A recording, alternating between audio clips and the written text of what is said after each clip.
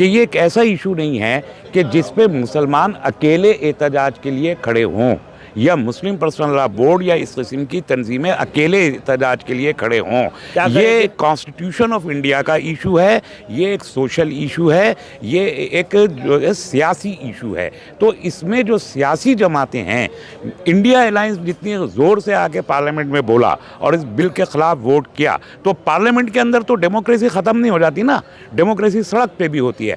मैं ये समझता हूँ कि बेहतर ये है कि इंडिया अलायंस एक पब्लिक मूवमेंट इसके खिलाफ इंडिया अलायंस क्रिएट करे, वो लीड ले और फिर मुसलमान भी उनके साथ होंगे, बाकी तमाम कम्युनिटीज़ हो। ये ज़रूरी नहीं है कि मुस्लिम पर्सनल लॉ बोर्ड के इनविटेशन पर उनके स्टेज पर आके कांग्रेस के लोग या समाजवादी के या टीएमसी के लोग बैठे। नो, 123 वक्फ प्रॉपर्टीज जो दिल्ली की हैं, वज़ीर दाखिला ने खड़े होकर झूठ बोला, हाउस को गुमराह किया और जो फैक्ट्स थे उनके खिलाफ जाके उन्होंने बात की। उन्होंने कहा कि 2 मार्च 2014 को कैबिनेट रेजोल्यूशन करके कांग्रेस सरकार ने पास कर दिया, जबकि फैक्ट यह है कि कांग्रेस ने उसको पास नहीं किया था, बल्कि दिल्ली हाई कोर्ट के ऑर्डर के तहत वो किया गया था। और आज भी वो केस जो है वो पार्लियामेंट में, वो दिल्ली हाई कोर्ट में मौजूद है। और मज़े की बात यह है कि लिटिगेंट आज कौन है? आज वीएचपी लिटिगेंट है। ये बात नहीं कि वज़ीर दाखिला ने नहीं बताया कि बीजेपी की गवर्नमेंट ने 1 मेंबर कमेटी बनाई थी और उसके क्या रिकमेंडेशन आए वो आज तक पब्लिक नहीं हुए, और उसे पब्लिक किए बगैर एक 2 मेंबर कमेटी बना दी। नहीं, देखिए 2 रास्ते हैं। एक रास्ता तो कोर्ट का है। बहरहाल अब इस हुकूमत की परेशानी ये है कि ये पब्लिक इंटरेस्ट के जो कानून भी पास करती है, आखिरकार उनको अदालत में ले जाना पड़ता है, चाहे वो 370 हो, चाहे वो CAA हो। नहीं, लेकिन जब राष्ट्रपति इसको साइन कर देंगे उसके बाद भी सुप्रीम कोर्ट में ले जा सकते हैं और जाएगा। MK स्टालिन भी जा रहे हैं, दूसरी पार्टियां भी जाएंगे। एक रास्ता कोर्ट का है। बहरहाल दूसरा रास्ता जो है वो है डेमोक्रेसी में एहतजाज का। लेकिन यहाँ मैं बहुत वाज़ेह कहना चाहता हूँ कि ये एक ऐसा इशू नहीं है कि जिस पे मुसलमान अकेले एहतजाज के लिए खड़े हों या मुस्लिम पर्सनल लॉ बोर्ड या इस किस्म की तंजीमें अकेले एहतजाज के लिए खड़े हों। ये कॉन्स्टिट्यूशन ऑफ इंडिया का इशू है, ये एक सोशल इशू है, ये एक जो है सियासी इशू है। तो इसमें जो सियासी जमातें हैं, इंडिया अलायंस जितनी ज़ोर से आके पार्लियामेंट में बोला और इस बिल के ख़िलाफ़ वोट किया, तो पार्लियामेंट के अंदर तो डेमोक्रेसी ख़त्म नहीं हो जाती ना, डेमोक्रेसी सड़क पे भी होती है।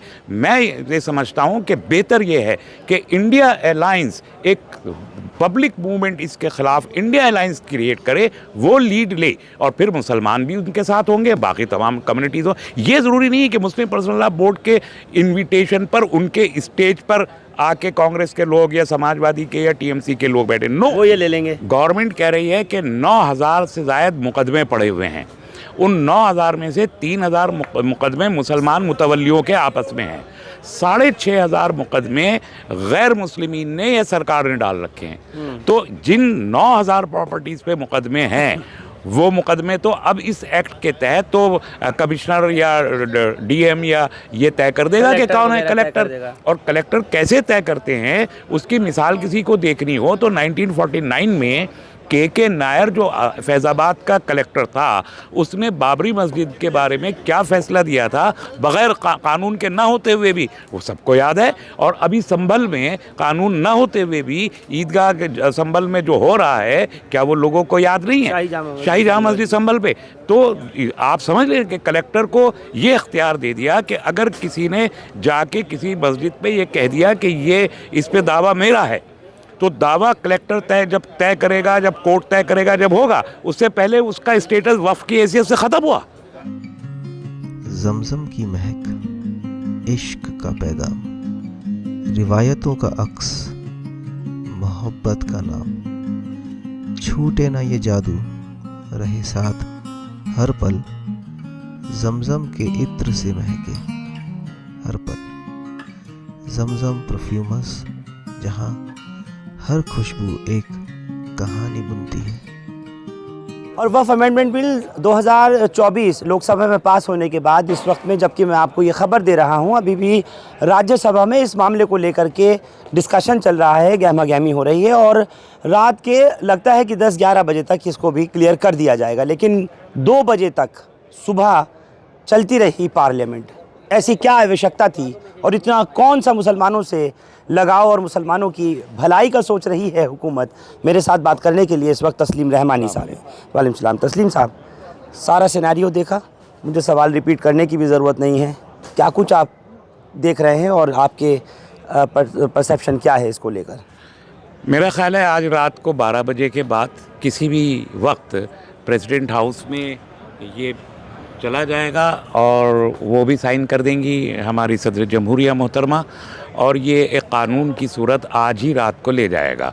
4 तारीख को ख़त्म होनी है, यानी कल पार्लियामेंट की कार्रवाई ख़त्म हो जाएगी और इनको अगले सेशन से पहले इसे पास करवाना था। ये एक बात है। दूसरी बात ये, पार्लियामेंट में जो 750 मेंबरान हैं तकरीबन लोकसभा और राज्यसभा मिला के, इनमें से कौन लोग था, चाहे ट्रेजरी बेंचेस हों या अपोजिशन की बेंचेस हो, कौन था जो ये नहीं जानता था कि ये बिल पास हो जाएगा? सब जानते थे। तो फिर इतनी माथापच्ची करने की क्या ज़रूरत थी? जॉइंट पार्लियामेंट्री कमेटी बना करके लोगों की रिकमेंडेशन मांगी गई, लाखों लोगों ने मुस्लिम पर्सनल लॉ बोर्ड के कहने के ऊपर और अपनी इस चीज़ को वफ़ को बचाने को लेकर के मेल भेजी, सब कुछ किया, फ़ायदा क्या फिर उसका है? तो वैसे ही करते थे बाय हुक और बाय क्रूक। ये अभी भी बाय हुक और बाय क्रूक ही हो रहा है। वैसे तो जो पार्लियामेंट्री नंबर है वो तो हासिल नहीं है, राज्यसभा में भी हासिल नहीं है, लेकिन पास होके जा रहा है। दूसरी में इसको इस बात से समझिए कि कल 12 घंटे लोकसभा ने बहस की, 11 साढ़े 11 बजे तक, बल्कि 12 बजे तक बहस हुई है। और उस बहस में ट्रेजरी बेंचेस ने, जो हमारी रूलिंग बीजेपी और एनडीए के लोग हैं, तकरीबन 6 घंटे तकरीर की है। 6 घंटे, और 6 घंटे की उन तकरीरों में एक के बाद एक मुस्तकिल झूठ बोला गया है, इल्ज़ाम लगाए गए हैं। इवन वक्फ बोर्ड को ऐसा बताने की कोशिश की है कि जैसे सबसे बड़ा लुटेरा ऑर्गेनाइजेशन इस मुल्क में वक्फ रहा है सदियों से, ये बताने की कोशिश की। लेकिन ट्रेजरी बेंचेस व्हाट्सएप इंडस्ट्री का दिया हुआ ज्ञान पार्लियामेंट में बोल के, पार्लियामेंट्री रिकॉर्ड पे लाके उसे ऑथेंटिकेट करने की कोशिश करता रहा, लेकिन अपोजिशन के लोग उसको बैठ के फ्यूट नहीं कर पाए। इसका मतलब ये कि कांग्रेस हो, समाजवादी, तृणमूल, सीपीएम, बहुत पढ़े लिखे लोग इनके मेंबरान पार्लियामेंट हैं, इसके बावजूद इनके पास कोई ऐसा रिसर्च वर्क नहीं था कि ये उस झूठ को वहाँ बिल्कुल हाउस के अंदर बेनकाब करते। मैं एक मिसाल देता हूँ, बल्कि 2 तो मिनिमम मुझे देनी चाहिए। अब होगा क्या सर? अब सीधी सीधी बात समझने की है कि अब होना क्या है? देखिए, वफ़ की औक़ाफ़ की जायदादें अब छिन गई मुसलमानों के हाथ से, या जो सवाल हम पहले भी कर रहे थे और आप उसका जवाब दे रहे थे कि चाहे मस्जिदें हों, मदारिस हों, खानगाहें हों, या फिर तमाम जो मुस्लिम इबादतगाहें हों, वो छिन जाएंगी, चली जाएंगी, यही होगा? जबकि ये कह रहे हैं 2025 से पहले पहले जो कुछ था वफ़ तो वफ़ ही है वो। देखिए, मेरा ख़्याल ये है कि तकरीबन 37 लाख एकड़ ज़मीन अंडर डिस्प्यूट है 44 लाख में से। ये जो 8 लाख प्रॉपर्टीज़ कह रहे हैं, इसमें से 70% प्रॉपर्टीज़ ऑलरेडी अंडर डिस्प्यूट हैं। सिर्फ दावा कर देने पर वफ़ की हैसियत से स्टेटस ख़त्म हुआ। आधी से ज़्यादा अदालतें वफ़ के मुकदमात से भर जाने वाली हैं। तो फिर अब इंसाफ मिलेगा या नहीं मिलता हुआ आपको नज़र आ रहा है, या ये आपको लगता है कि अब क्योंकि लोकसभा से, राज्यसभा से और फिर प्रेसिडेंट ऑफ इंडिया से पास होने के बाद में इम्प्लीमेंट भी हो जाएगा, नंबर 1, और नंबर 2 फिर उसके बाद सुप्रीम कोर्ट का भी रास्ता नहीं बचेगा? तस्लीम रहमानी साहब, नहीं, देखिए, 2 रास्ते हैं। एक रास्ता तो कोर्ट का है। बहरहाल अब इस हुकूमत की परेशानी ये है कि ये पब्लिक इंटरेस्ट के जो कानून भी पास करती है, आखिरकार उनको अदालत में ले जाना पड़ता है, चाहे वो 370 हो, चाहे वो CAA हो। नहीं, लेकिन जब राष्ट्रपति इसको साइन कर देंगे उसके बाद भी सुप्रीम कोर्ट में ले जा सकते हैं, और जाएगा। MK स्टालिन भी जा रहे हैं, दूसरी पार्टियां भी जाएंगे। एक रास्ता कोर्ट का है। बहरहाल दूसरा रास्ता जो है वो है डेमोक्रेसी में एहतजाज का। लेकिन यहाँ मैं बहुत वाज़ेह कहना चाहता हूँ, नो, मैं इसका मुखालिफ हूँ। इंडिया अलायंस को स्टेज सजाने चाहिए। मतलब गठबंधन विपक्षी पार्टियों को चाहिए कि वो अब इसके लिए सब मिलके खड़े हों। हमारा वोट सर, लेकिन सदन में तो खड़े हुए हैं, पार्लियामेंट में कल लगातार होता रहा। जितनी विपक्षी पार्टियां हैं, इंडिया गठबंधन की जो सहयोगी हैं, सब बोलते रहे कल। उसका फ़र्क क्या पड़ रहा है? मैं यही तो सवाल आपसे कर रहा हूँ। मैं यही तो कह रहा हूँ कि आप, अगर सदन में डेमोक्रेसी ख़त्म नहीं होती, डेमोक्रेसी सड़क पे भी रहती है। आप सड़क पे क्यों नहीं आ रहे? सड़क पे मुसलमानों, आप चाहते हैं एहतजाज हो, अब एहतजाज लोग निकलें मुसलमानों के साथ में, अब दूसरे सियासी जमातें सड़कों पर उतरें और अपना हक लें। मुसलमानों के साथ में नहीं, इन सियासी जमातों के साथ में मुसलमानों को होना चाहिए। किसान बिल में कौन था बताइए ना, किसान बिल पास हुए, प्रेसिडेंट का साइन हुआ, कोर्ट में भी गया, सड़क पे भी किसान बैठे, 3 बिल वापस लिए ना, एक पब्लिक मूवमेंट क्रिएट किया। सिखों का मूवमेंट नहीं था, किसानों का मूवमेंट था। इसी तरीके से वक्फ का इशू सिर्फ वक्फ का इशू नहीं है, कॉन्स्टिट्यूशन ऑफ इंडिया के सेकुलर क्रीडेंशियल्स को आहिस्ता आहिस्ता इरोड कर रही है सरकार, ये इशू है। तो इसके लिए पॉलिटिकल पार्टीज को आगे आना चाहिए ना।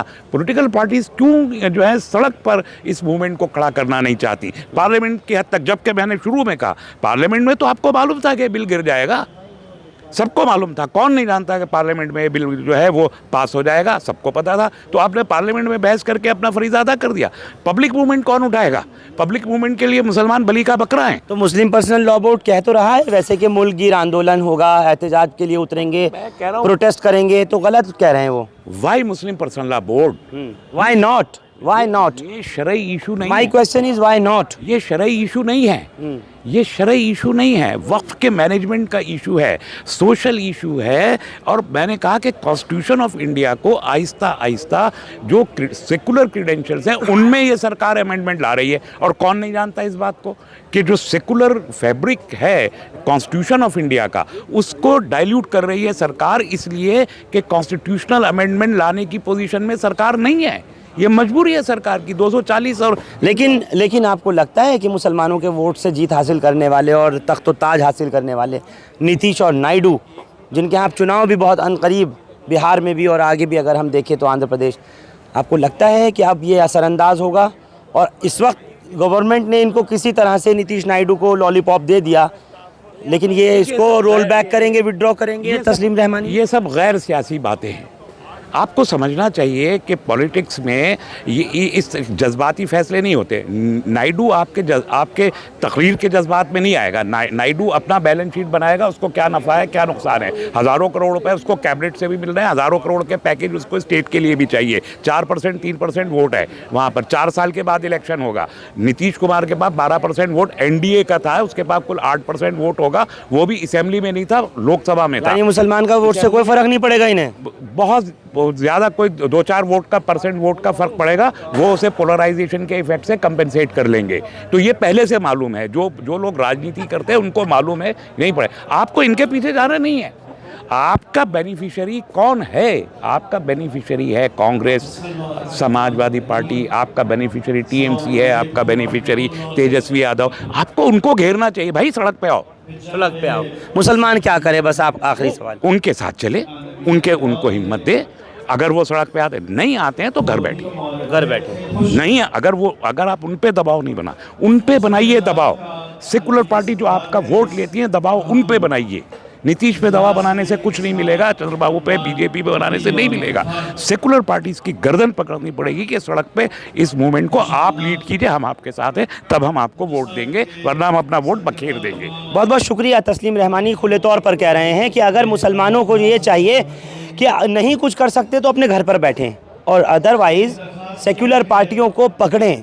वो जो मुसलमानों के वोट से ताज तख्त हासिल करती हैं, जो सत्ता में आती हैं पार्टियां, उनको पकड़ें, इंडिया अलायंस को पकड़ें। और इंडिया अलायंस को चाहिए कि वो इस वक्फ बिल के ख़िलाफ़ मुहिम छेड़े, सड़कों पर उतरे, मुसलमान उनके साथ देगा। आप लोग हमारे साथ इस खबर पर जुड़े, आप सबका बहुत शुक्रिया।